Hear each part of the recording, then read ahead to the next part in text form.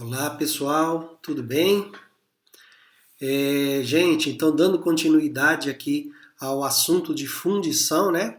Que é uma parte muito importante para quem pretende fazer prótese fixa.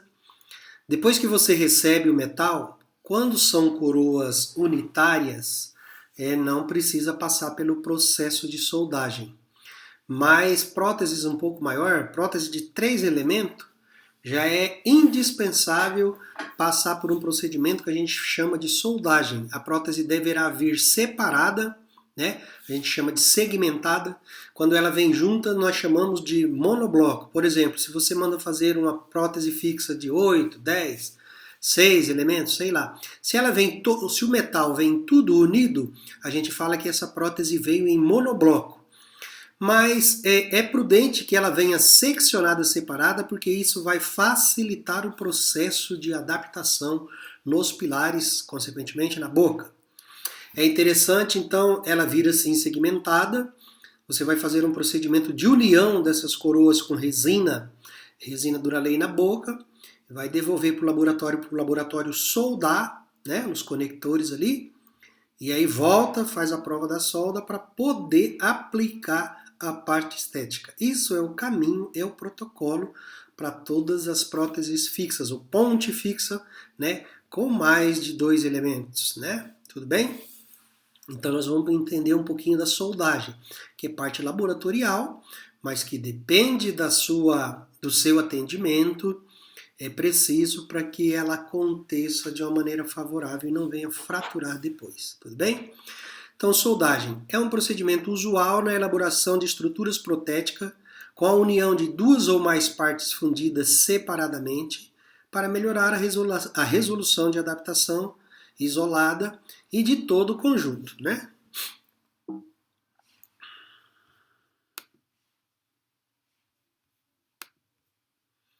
Deixa eu ver o que aconteceu aqui.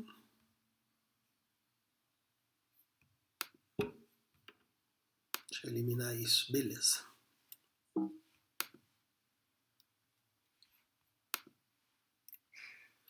Bom, as áreas que vão ser soldadas, ou seja, a prótese próximo ali na parte proximal, deve ter uma distância ótima ou próximo dessas medidas para que a solda aconteça de maneira efetiva.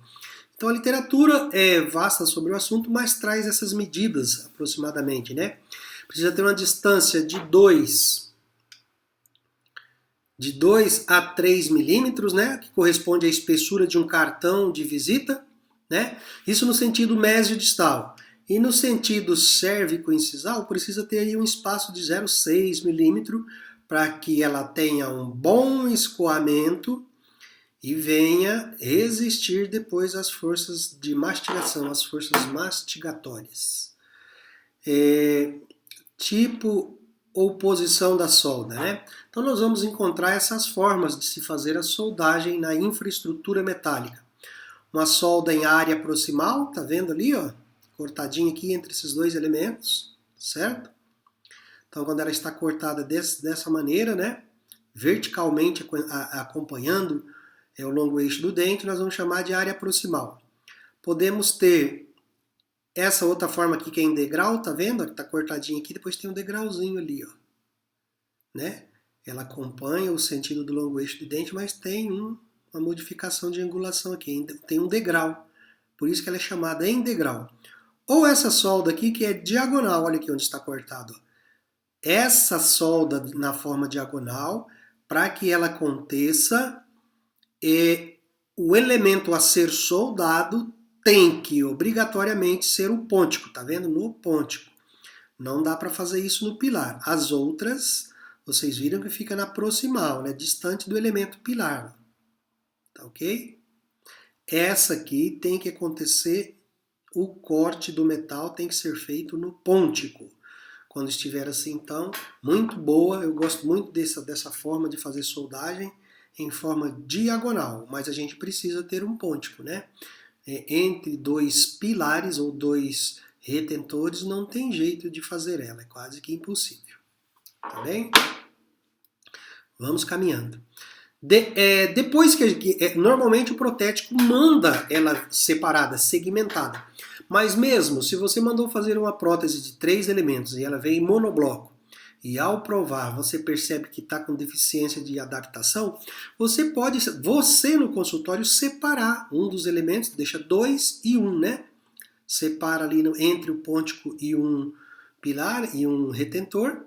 Você mesmo com disquinho de carborundum pode separar, porque de repente você consegue adaptar, né? De repente veio, não conseguiu a adaptação dos 3 elementos juntos, mas se separar é possível conseguir adaptação. Isso acontece em função das distorções no gesso, na hora de vazar, no molde e na própria fundição. Então pode acontecer. Ou seja, não quer dizer que o trabalho está perdido se vira em monobloco e você não conseguir no primeiro momento adaptar. Você pode fazer uma tentativa segmentando, separando os elementos. Aí um exemplo, né? Uma prótese aí de 4 elementos, onde veio separado, né? Ali, ó, o elemento aqui está com o elemento posicionado, mas ainda não foi unido, né? Vai ser unido com a resina Duralay, e isso que eu quero que vocês aprendam. Então, ó, provou a estrutura, desceu, adaptou direitinho, certo? Olha lá, veio, nesse caso é um caso de consultório, veio segmentado daquele jeito que eu disse para você, em diagonal na região de pôntico. O que nós fazemos agora? Vamos para a boca, posiciona a peça bem posicionadinha na boca. E agora com a resina Duralay, que vocês já conhecem, vamos com um pincel fazer a união. Professor, por que tem que fazer a união na boca? Porque é o melhor articulador, é o melhor modelo, é a boca, né? Nada pode ser mais fiel do que a boca. Então vamos fazer a união lá, ó. Põe a resina. Claro que nesse momento deve manter ou posicionar bem esse elemento e os elementos posteriores para garantir uma qualidade ótima de adaptação. É importante esse detalhe eu frisar, porque de repente, se inadvertidamente você vacila um pouquinho, solta esse elemento na boca, ele desprende, porque ele não está cimentado, né? Ele está só encaixado ali. Se ele desce um pouquinho, você faz a soldagem com ele desencaixado, o protético vai soldar, ele vai voltar e não vai estar adaptado. Então é importante empurrar em direção à cervical, se for o caso manter com o dedo ali pressionado, antes dessa resina polimerizar, porque ela vai polimerizar na posição correta para o protético realizar o processo de soldagem. Feito isso, você deve encaminhar esse caso para o protético, olha aqui embaixo, tira. Esse é o protocolo convencional. Talvez mais adiante eu pule uma etapa que no consultório, no dia a dia, você pode até pular depois de que você tiver uma certa experiência. Mas o protocolo correto e descrito na literatura é assim. Fez a união na boca, remove o conjunto e devolve para o protético para fazer a soldagem. Ele vai fazer a soldagem, ela volta assim, unida, para você fazer a prova e verificar se está tudo certinho. Estando tudo certinho, se deu adaptação, daqui para frente você pode terminar e espera-se que não tenha mais problema, porque a base da casa, né, está toda pronta. Agora é só os enfeites, que é a parte estética. Então vamos lá, aqui, certo? Olha só, aqui eu já fiz um atalho. De repente, quando você tem uma certa experiência e o caso é pequeno, e dependendo do tempo que você tem disponível, você pode fazer isso. Aqui eu fiz o seguinte, depois eu repito novamente, para não gerar dúvida. No momento da união, eu já fiz um registro interoclusal. Tá percebendo que eu exagerei um pouco com resina Duralay sobre os retentores, aqui no canino e no premolar.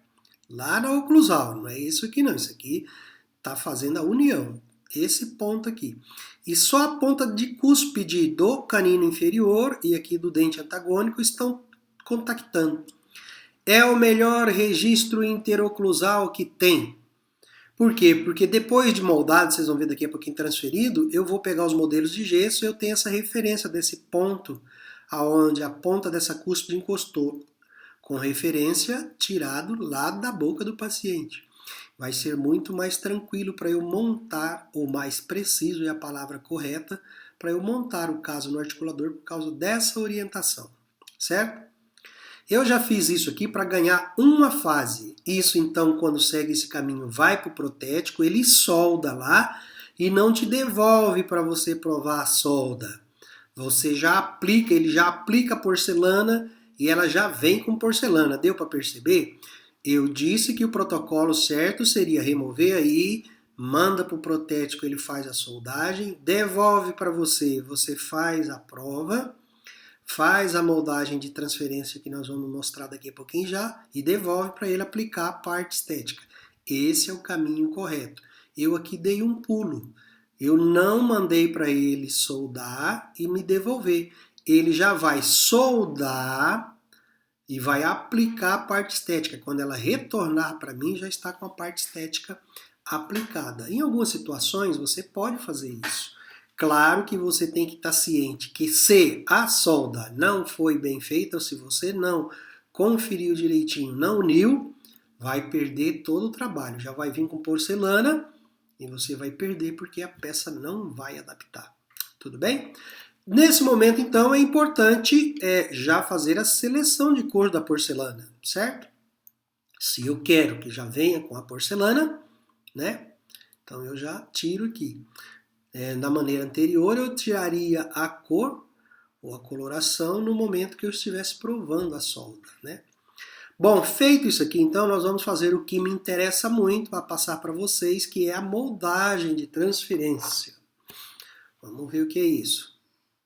Moldagem de transferência, né? Então, olha aí. Depois, então, que a prótese retornou aqui da solda, ok? Ou nesse momento, eu vou espatular, que é um outro caso, que eu vou mostrar também, uma outra situação foi de um aluno de TCC, fez em metaloplástica, mas o objetivo é mostrar a moldagem de transferência. Primeiro você faz a união, certo?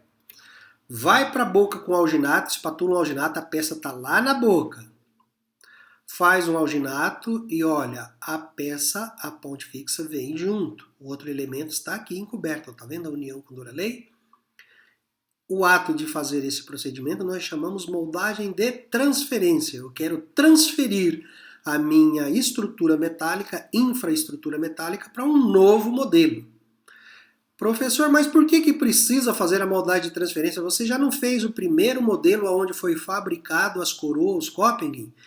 Mas presta atenção, se as coroas não adaptaram, eu precisei segmentar e fazer a soldagem para adaptar na boca, é fácil entender que, então, depois de soldado, se tinha diferença daquele modelo para a boca, após a soldagem, essa peça não vai encaixar no primeiro modelo.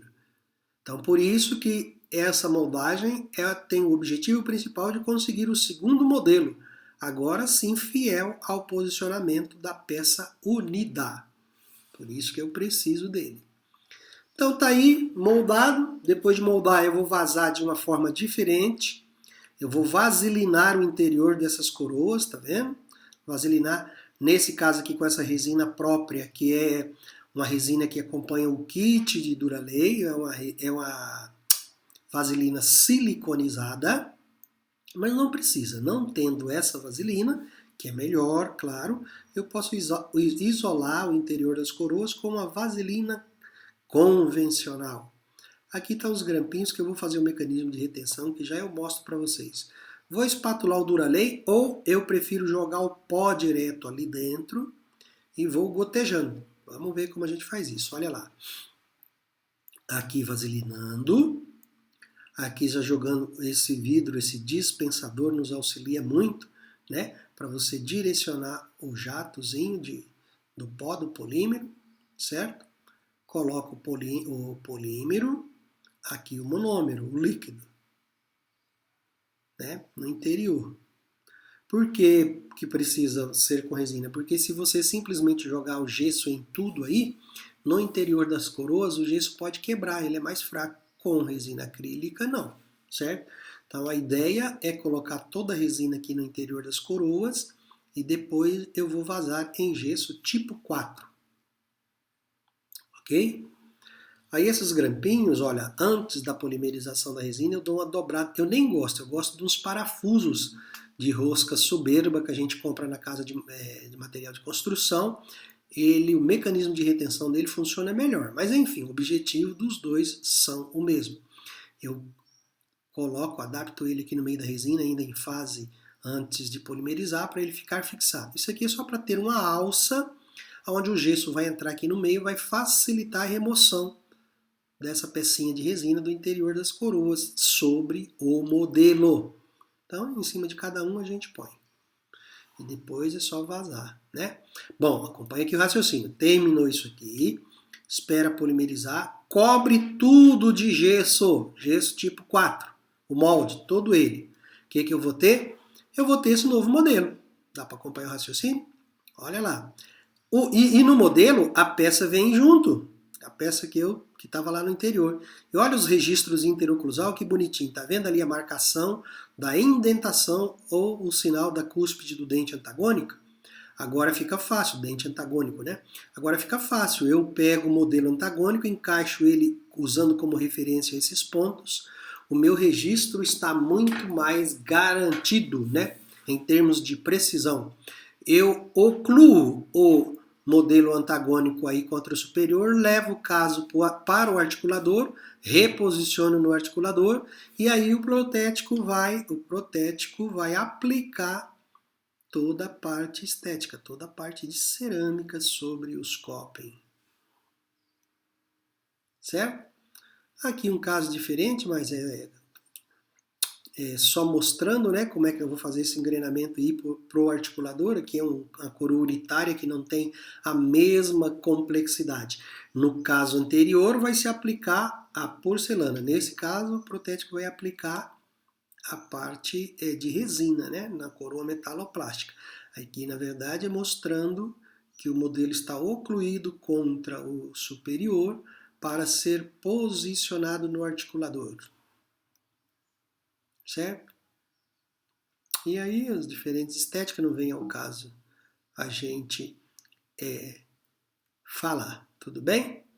Mas depois disso aí, você viu que a aula não é grande, a aula é realmente pequena, só para você ter o entendimento como é o processo de soldagem. Vale a pena frisar algumas coisas interessantes. Lá atrás a gente falou, deixa eu retornar lá. Então, só para finalizar aqui o entendimento, a peça vai vir com a porcelana aplicada. Se é uma coroa extensa, se é uma ponte extensa de vários elementos, é prudente que você mande a porcelana em biscuit, que a gente fala, sem o brilho final. Você prova na boca direitinho e depois manda para o protético só dar o glazer. E você tem confiança nos seus registros, pode mandar ela vir já glazeada para ganhar um tempo, certo? Quando a gente fala em soldagem, alguns requisitos são importantes. Lembra? Eu falei que precisa ter uma distância ótima de 2 a 3 milímetros, né? E aonde localizar essas soldas? Aqui a gente não comentou muito isso, mas um pouquinho para frente. Qual a região melhor para eu localizar essa solda? Põe na cabeça o seguinte. Sempre que possível, eu devo localizar o meu ponto de solda numa região mais anteriorizada possível do segmento da prótese. Por quê? Porque na região anterior a incidência de força é menor. Toda vez que eu aproximo, que eu levo, que eu distalizo, que eu levo em direção à ATM, a incidência ou a força aí acontece maior. É a história, a gente sempre explica assim, porque eu acho que fica fácil. Quando você vai cortar com a tesoura um barbante, eu ponho a ponta da tesoura, se o barbante for mais grosso, não corta. À medida que eu levo para trás, para próximo do eixo da tesoura, eu tenho mais força, eu corto melhor. Então, toda vez que aproxima mais da ATM, essa força, essa incidência é maior. Então, por que eu devo posicionar minha solda mais anterior? Porque quanto mais posterior eu posicioná-la, a probabilidade de uma fratura nessa prótese depois de pronta é maior, porque a incidência de força é maior. Então, sempre que possível, selecionar as regiões mais anteriorizadas para eu ter uma efetividade, para eu ter uma resistência melhor de toda a minha estrutura, visto que quanto mais eu aproximo da região média, menor a força na hora da mastigação, das exigências fisiológicas. Tudo bem? Era isso que a gente tinha que passar para vocês, então.